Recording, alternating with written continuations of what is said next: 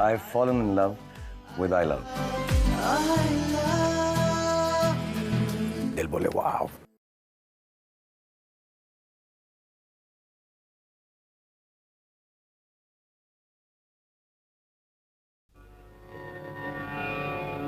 कर्मण्येवाधिकारस्ते मा फलेषु कदाचन मा कर्मफलहेतुर्भो मा ते सङ्गोऽस्त्वपि कर्मणि.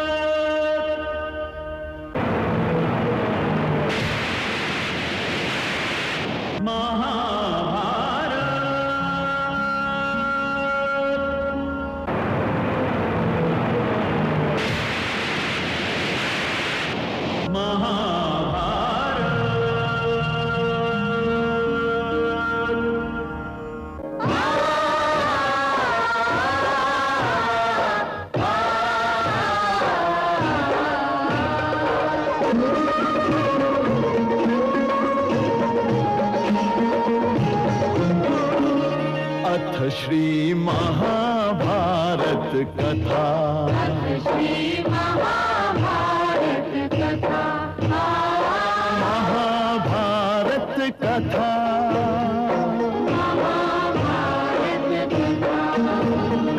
कथा है पुरुषार्थ की, ये स्वार्थ की, परमार्थ की, सारथी जिसके बने श्री कृष्ण भारत पार्थ की.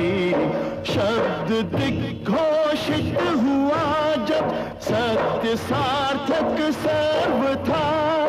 शब्द दिग्घोषित हुआ.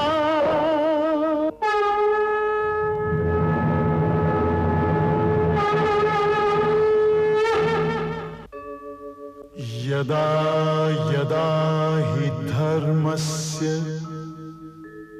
ग्लानिर्भवति भारत अभ्युत्थानम् अधर्मस्य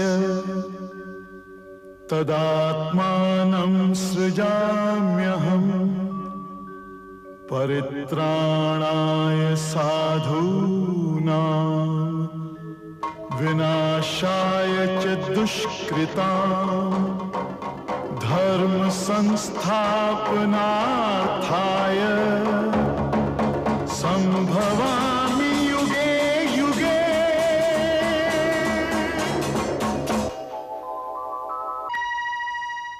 आज कुरुक्षेत्र में दिन रहे एक सूरज डूब गया और शायद सूर्य देव के सिवा किसी ने उस अंधेरे का अनुभव नहीं किया.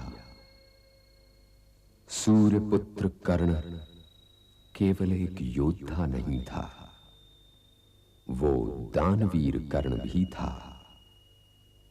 जिंदगी ने उसे कुछ न दिया, किंतु उसने अपनी निष्ठा की दहली पर अपनी बलि दे दी. कर्ण केवल यही नहीं कि वीर गति को प्राप्त हुआ, रणभूमि में तो ये होता ही रहता है. कर्ण वो योद्धा था जिसने अपनी मृत्यु का स्वागत किया. इसलिए हे सूर्यदेव, मैं सूर्यपुत्र कर्ण की मृत्यु पर शोक प्रकट करता हूं.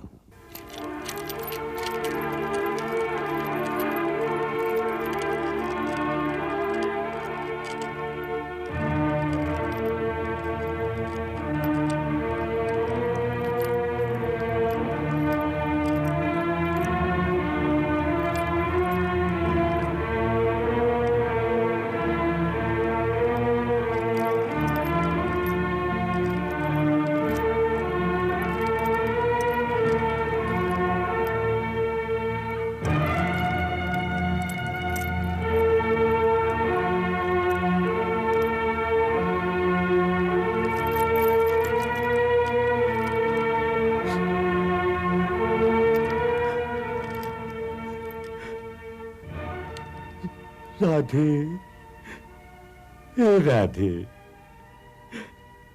तुम वास्तव में बड़े वीर थे, परंतु तुम्हारे जीवन का मैंने कभी आदर नहीं किया राधे, कभी आदर नहीं किया। केवल दुर्योधन के कारण तुम्हें अपने बराबर बैठा पाया, हाँ, और उसे अपना अपमान समझता रहा,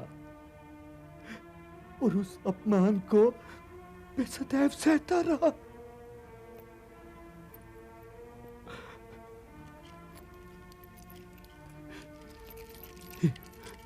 हे सूत पुत्र, हे राधे, हे अंगराज, वीर गति को प्राप्त होने की तुम्हारी इस अनोखी शैली ने तुम्हें आदरणीय बना दिया है अंगराज। हे महारथी, हे दानवीर कर्ण, मैं कंधार नरेश शकुनी तुम्हें शत शत प्रणाम करता हूं। युवराज,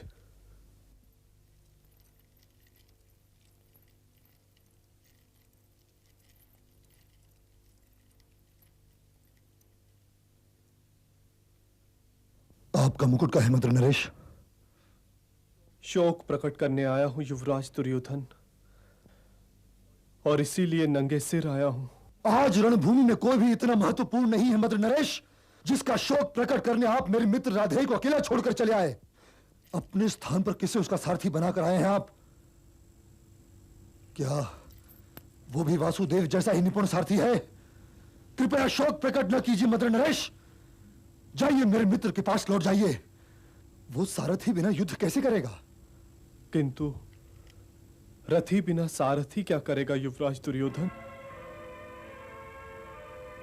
मंत्र नरेश! नहीं, कह दो कि झूठ है, कह दो कि ये झूठ है। वे पांडव इस प्रकार की बातें उड़ाने में निपुण है मंत्र नरेश।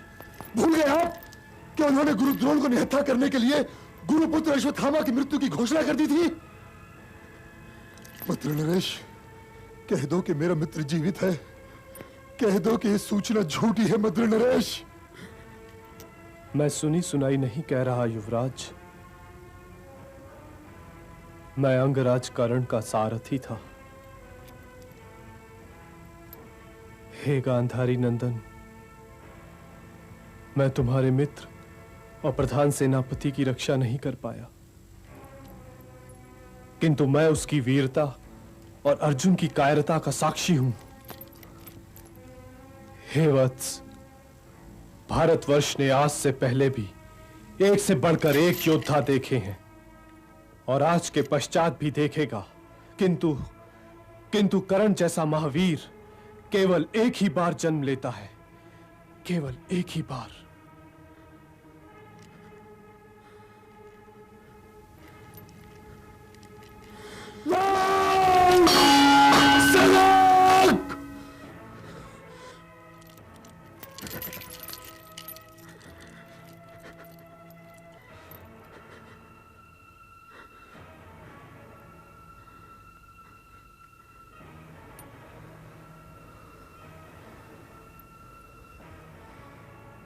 क्या अब इस संसार में मुझे अपने मित्र कर्ण के बिना जीना पड़ेगा? मंत्र नरेश, मुझे अपने मित्र कर्ण के बिना जीना नहीं आता मंत्र नरेश, जीना नहीं आता। मैं उन कायर पांडवों को अपने 99 भाइयों के वध पर क्षमा कर सकता हूं, परंतु राधे की हत्या पर कभी क्षमा नहीं करूंगा, कभी क्षमा नहीं करूंगा।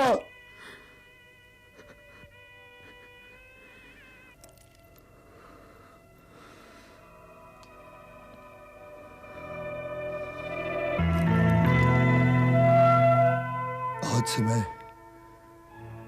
आपको प्रधान सेनापति नियुक्त करता हूं मंत्र नरेश,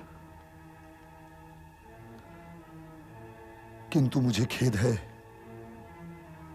कि आज के युद्ध में मैं आपके ध्वज तले युद्ध करने का सम्मान नहीं प्राप्त कर सकता, किंतु यदि कोई कल हुआ तो मैं यह सम्मान अवश्य प्राप्त करूंगा।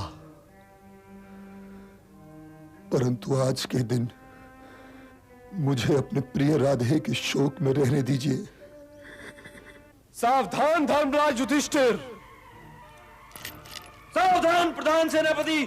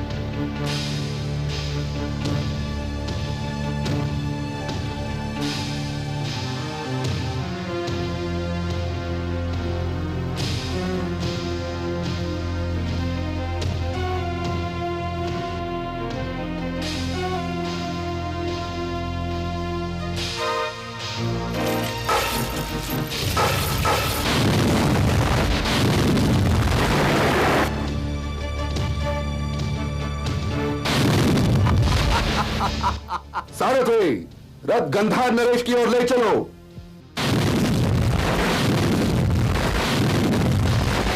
गंधार नरेश, सावधान! भांजे सहदेव, ये पांडवों ने किससे सावधान करना सीख लिया भला? हाँ? ये तो वीरों की परंपरा है भांजे। ये युद्ध क्रीड़ा भवन नहीं है गंधार नरेश, ये रणभूमि है। यहां पासे नहीं, वहां चलते हैं। कपट तो फिर कपट होता है ना भांजे, चाहे वो झूठ क्रीड़ा ग्रह हो या फिर रणभूमि। संभाल भांजे!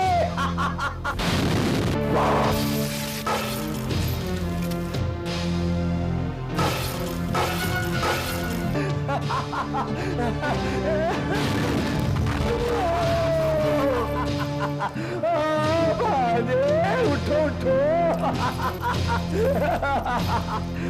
भांजे!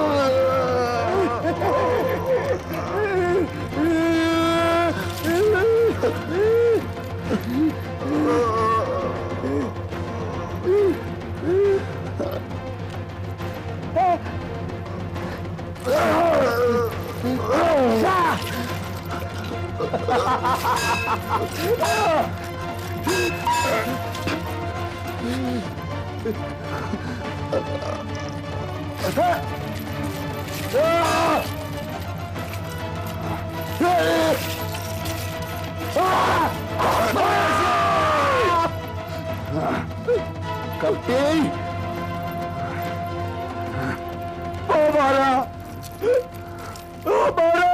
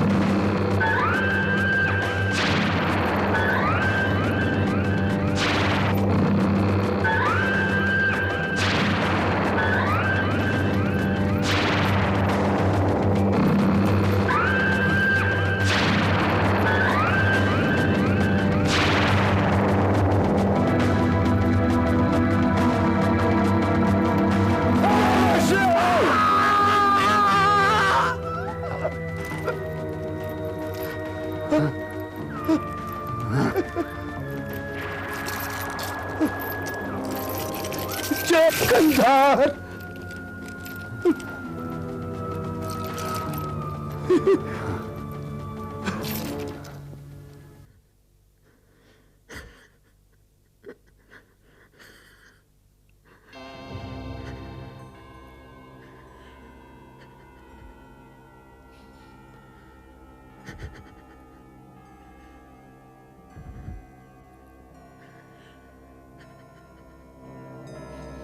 पितामह, आज मैं बिल्कुल अकेला हो गया हूं पितामह।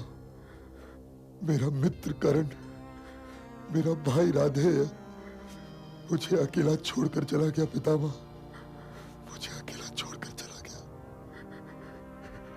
हे वत्स, क्षत्रिय का यूं रोना शोभा नहीं देता। मेरे सिरहाने आओ पुत्र, मेरे सिरहाने आओ।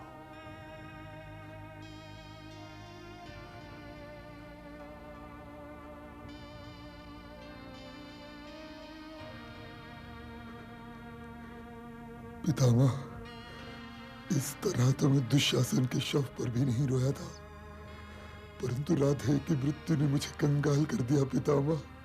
मैं कंगाल हो गया पितामह। राधेय की मृत्यु तो उसके जीवन का इकलौता प्रसाद है पुत्र, और उसे राधेय समझने की भूल न करो। वो कौन्तेय था, कौन्तेय। कौन्तेय?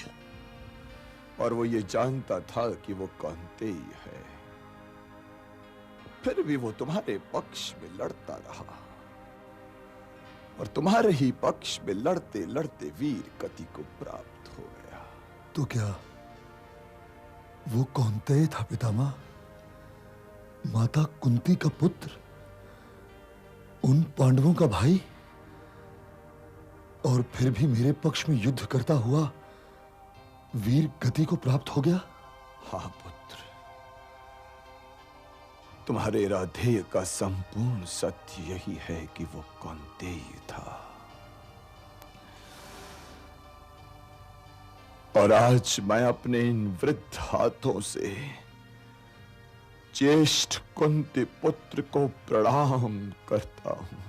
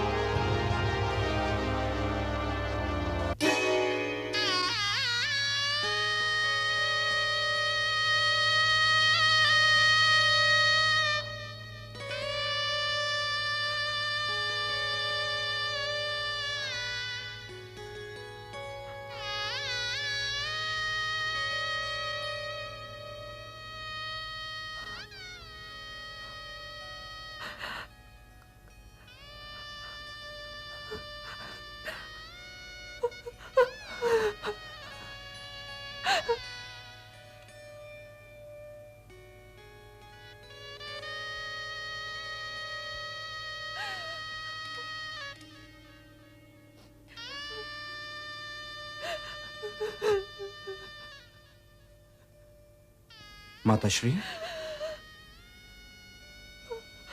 हमारे इस प्रधान शत्रु के शव पर बैठी आप क्यों रो रही हैं? इन्हें रोने दीजिए बड़े भैया, इन्हें रोने दीजिए। चलिए। नहीं वासुदेव, माताश्री को यूं रोता छोड़कर हम जा कैसे सकते हैं?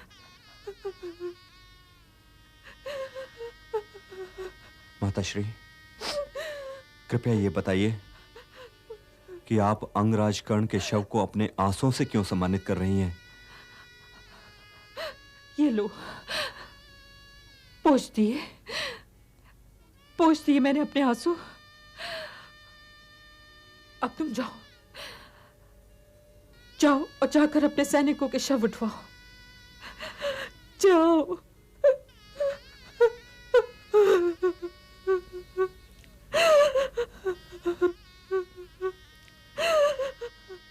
किंतु आप ये बताती क्यों नहीं माताश्री कि आप इस सूत पुत्र राधे के शव पर विलाप क्यों कर रही हैं?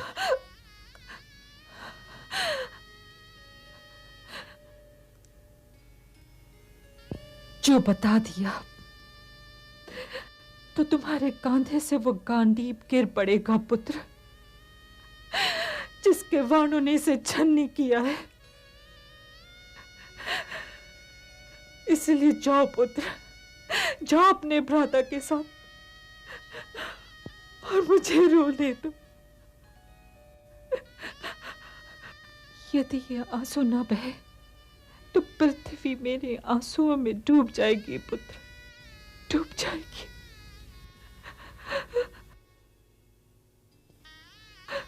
वासुदेव, आप माताश्री को समझाते क्यों नहीं कि इस शत्रु पर विलाप करके अपने आंसुओं का अपमान ना करे? ये राधे नहीं है। तो फिर ये कौन है?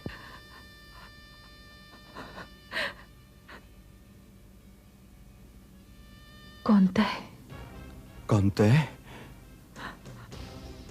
हाँ, मेरा ज्येष्ठ पुत्र, तुम्हारा ज्येष्ठ भ्राता। क्या ये मेरे ज्येष्ठ भ्राता है? आपने हमसे इतनी बड़ी बात छिपाई माताश्री? नहीं।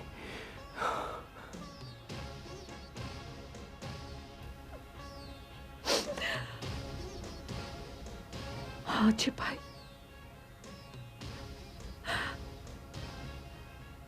और छिपाने का ये बोझ लिए मैं एक एक दिन में हजार बार मरती रही हूं पुत्र। जब भी कोई इसे सूत पुत्र कह के पुकारता तो मेरे हृदय में कटार सी उतर जाती, मैं तड़प जाती पुत्र। किंतु किसी को अपना तड़पना न देखने देती कि जो वो पूछ बैठे कि हे कुंती, तुम्हें सूत पुत्र राधा के लिए क्यों तड़प रही हो? तो मैं क्या उत्तर देती?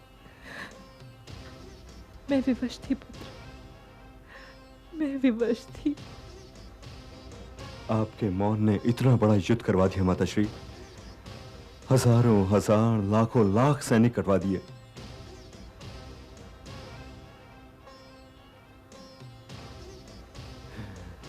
आपकी ये विवशता भारतवर्ष को बहुत महंगी पड़ी माताश्री।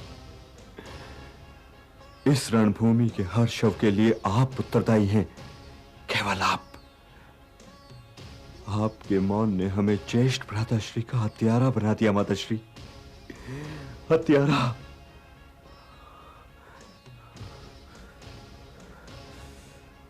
आज इस रणभूमि में मैं अपने ज्येष्ठ भ्राताश्री के शव को साक्षी मानकर सारी नारी जाति को शाप देता हूं कि आज के उपरांत वो कभी कोई भेद नहीं छुपा सकेगी।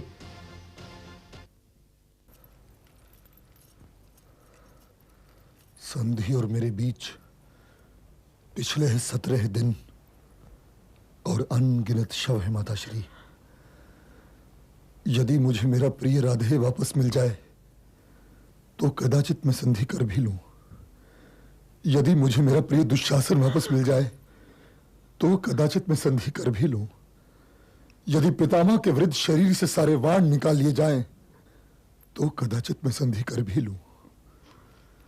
परंतु जैसे ये सब संभव नहीं है माताश्री, उसी तरह अब संधि भी संभव नहीं है। और अब मैं संधि करके अपने मित्र राधे की निष्ठा, अपने प्रिय अनुज दुशासन के प्रेम, अपने गुरु द्रोणाचार्य की मृत्यु और पितामह के अनगिनत घावों का अपमान नहीं कर सकता माताश्री। मैं ये नहीं चाहता कि आने वाला युग आपको कायर दुर्योधन की माता के नाते याद करे। इसलिए अब मेरे पास युद्ध के अतिरिक्त और कोई विकल्प नहीं रह गया माताश्री। हे माते, क्या आप मुझे अस्त होते हुए चंद्रमा को साक्षी मानकर विजय श्री का आशीर्वाद देंगी?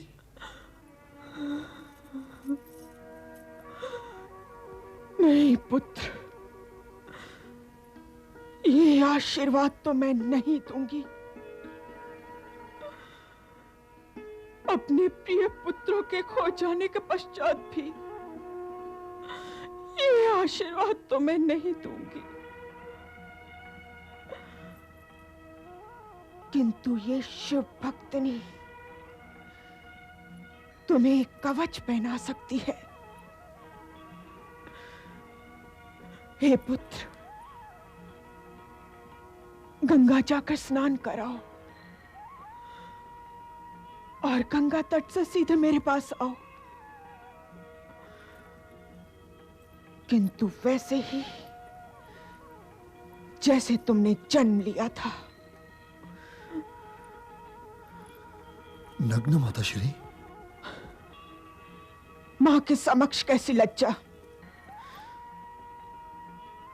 मां से ऐसे प्रश्न नहीं पूछे जाते।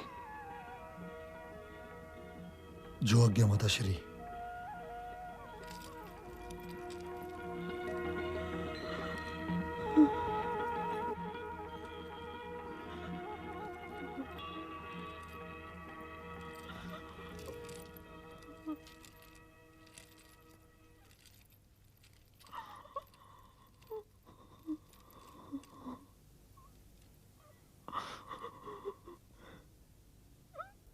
प्रणाम माता गांधारी। आओ गिरिधर,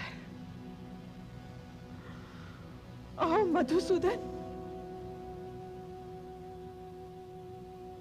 नहीं, आज मैं तुम्हें देवकी नंदन कहूंगी। आओ देवकी नंदन। आप जिस भी नाम से पुकारेंगे माता, मैं बोलूंगा। ये तो तुम्हें याद ही होगा देवकी नंदन,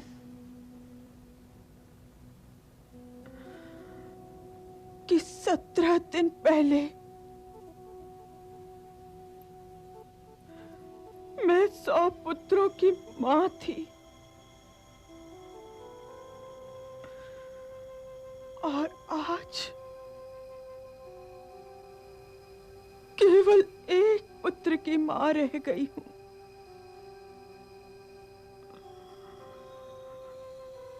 सौ और एक के बीच केवल शव ही शव है।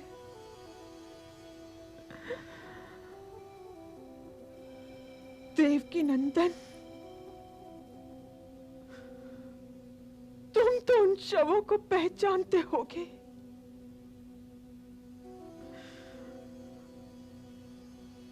वे मेरे पुत्रों के शव थे। हाँ माते, और इन शवों में एक शव ऐसा भी है जिसे आप पहचानते हुए भी नहीं पहचानती, और वो शव है ज्येष्ठ कौंतेय का। क्या युधिष्ठिर? नहीं माता, बड़े भैया ज्येष्ठ कौंतेय नहीं है। ज्येष्ठ कौंतेय वो था जिसे आप सब राधे के नाम से जानते और समझते थे। राधे? इसलिए ऐसा नहीं है माता कि शवों के इस ढेर में मेरी बुआ का कोई योगदान ही ना हो। वो कुंती पुत्र था। हाँ माते, इसलिए ये न सोचिए माता कि आपके पुत्र दुर्योधन के पक्ष में मेरी बुआ की ओर से कोई युद्ध ही नहीं कर रहा था।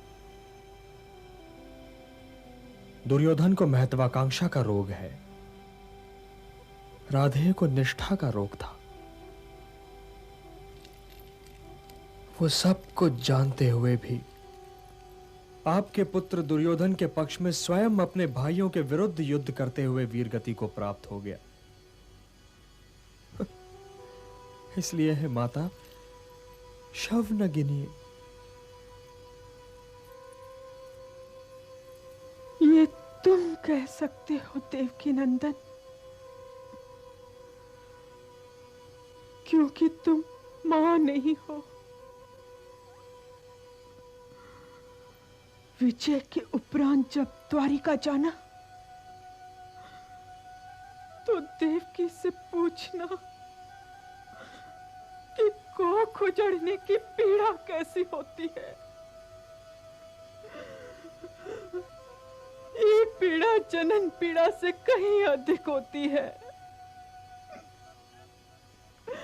वो अपने पुत्रों पर रो चुकी है, वो मेरी पीड़ा समझ जाएगी और वो ये भी समझ जाएगी कि मैं आज तुम्हें शाप क्यों दे रही हूं। माते,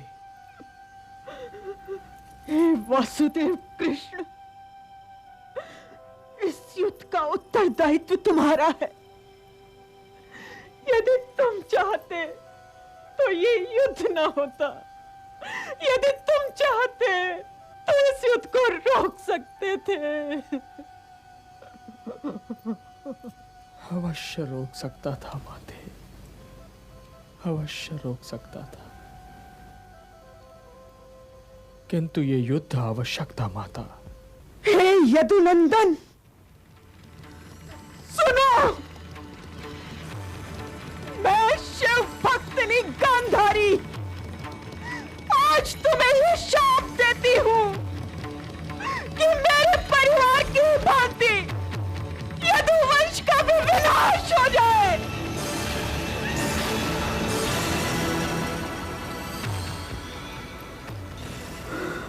हे माता, सोचा था कि आज्ञा लेने से पहले चरण स्पर्श करूंगा, किंतु अब चरण स्पर्श करके मैं आपको धर्म संकट में नहीं डालना चाहता।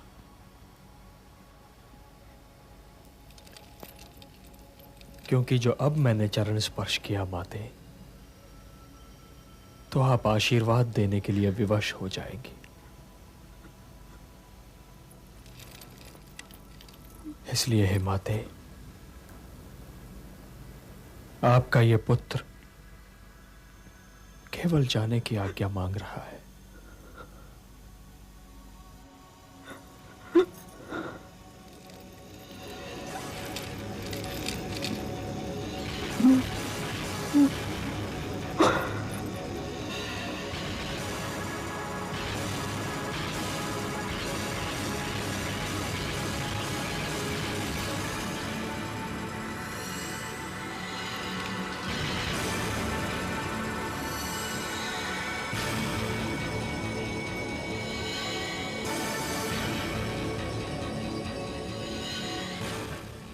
युवराज दुर्योधन, तुम अपने वस्त्र कहां भूल आए? और तुम्हारा मुंह तो माता गांधारी के शिविर की ओर है। क्या तुम अपनी माता के पास इस दशा में जा रहे हो? माता श्री का यही आदेश था। किंतु वो तुम्हारी माता हैं। उन्होंने अनेक बार तुम्हें अपनी गोदी में लिया होगा, किंतु तुम तो माता नहीं हो ना। तुम तो पुत्र हो, और वो भी वयस्क। और एक युवा पुत्र अपनी माता के सामने इस दशा में जाएगा, पूर्ण नग्न। भरत वंश की तो यह परंपरा नहीं है युवराज।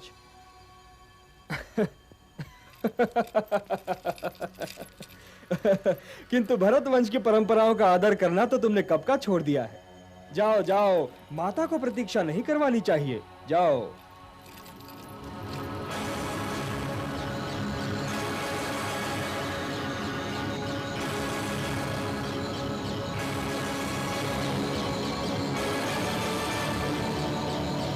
माताश्री,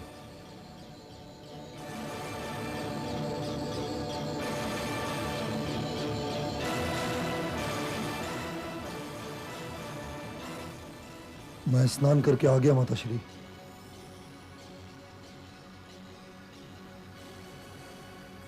मेरे सामने आकर खड़े हो जाओ पुत्र। जो आ गया माताश्री।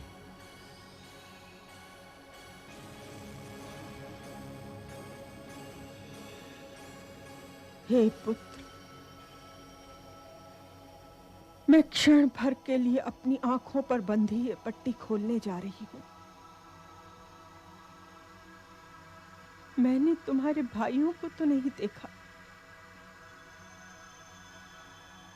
मैं तुम्हें आज देखूंगी।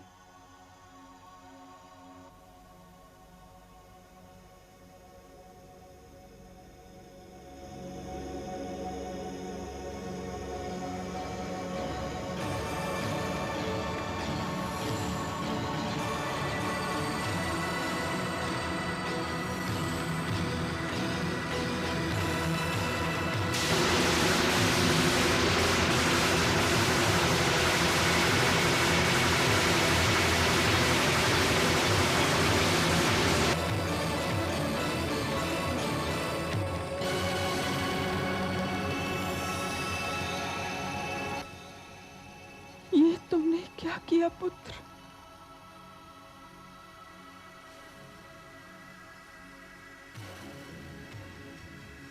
मैं आपके सामने नग्न कैसे आता माताश्री?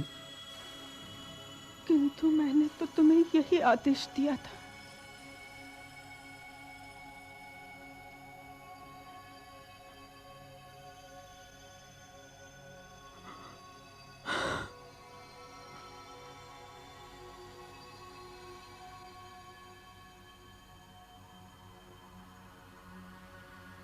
तुम्हारे शरीर का वो भाग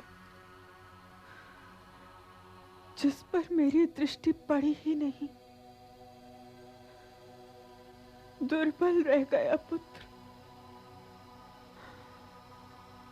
शरीर का शेष भाग वज्र का हो गया। यदि तुम बड़ों का आदेश मानने की परंपरा भूले न होते तो अजय हो गए होते पुत्र। तो मैं ये केले के पत्ते हटा देता हूं माताश्री। मैं कोई मायावी नहीं हूं पुत्र।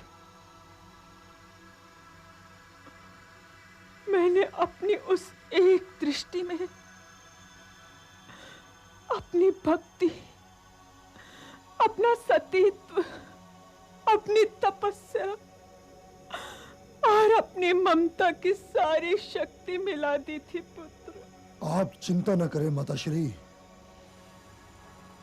मैं कल भीम से गदा युद्ध करूंगा और गदा युद्ध के नियम के अनुसार कमर के नीचे प्रहार करना वर्जित है। कल मैं उस निमुछिए भीम को इतनी मार मारूंगा कि वो घबराकर वीर गति की प्राप्ति की ओर चला जाएगा। फिर चाहे इस युद्ध का अंत जो भी हो,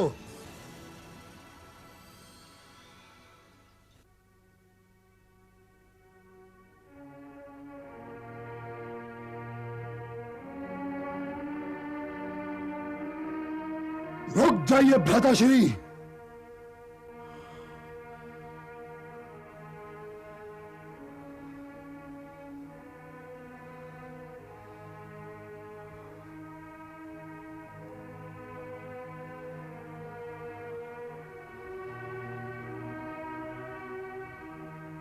आप इसका दाह संस्कार नहीं कर सकते। मैं जानता हूं भ्राताश्री कि मेरा मित्र आपका बड़ा भाई था।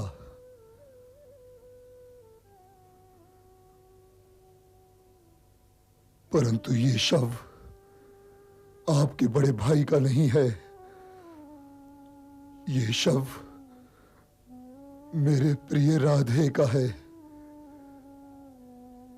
और राधे की चिता पर आपका कोई अधिकार नहीं है। राधे की चिता पर केवल मेरा अधिकार है।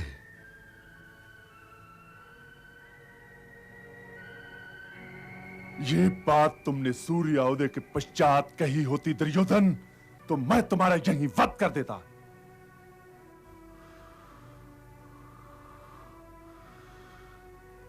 तो सूर्योदय की प्रतीक्षा कर लो भीमसेन, किंतु यह शव किसी कौंतेय का नहीं है। यह शव मेरे प्रिय राधे का है।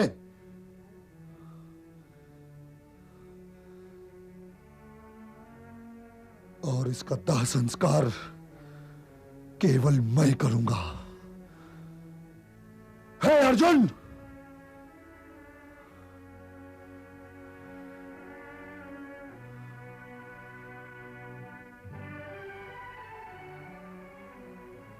तुमने वाण अपने भाई पर चलाए थे या मेरे मित्र राधे पर?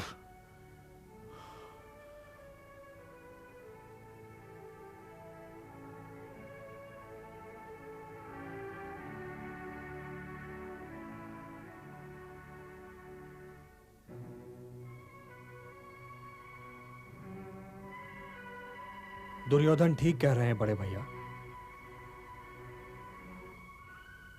राधे के शव पर इनका अधिकार हम सबसे अधिक है। हाँ बड़े भैया।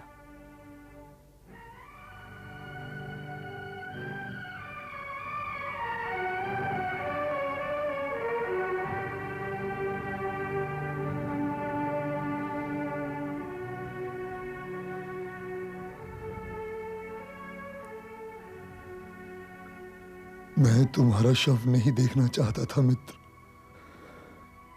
देखो, केवल तुम्हारे न रहने से मैं बिल्कुल अकेला हो गया हूं मित्र। किंतु जब मेरी मृत्यु मेरे सामने खड़ी होगी तो मुझे तुम याद आओगे और मेरे हृदय से मेरी मृत्यु का भय निकल जाएगा।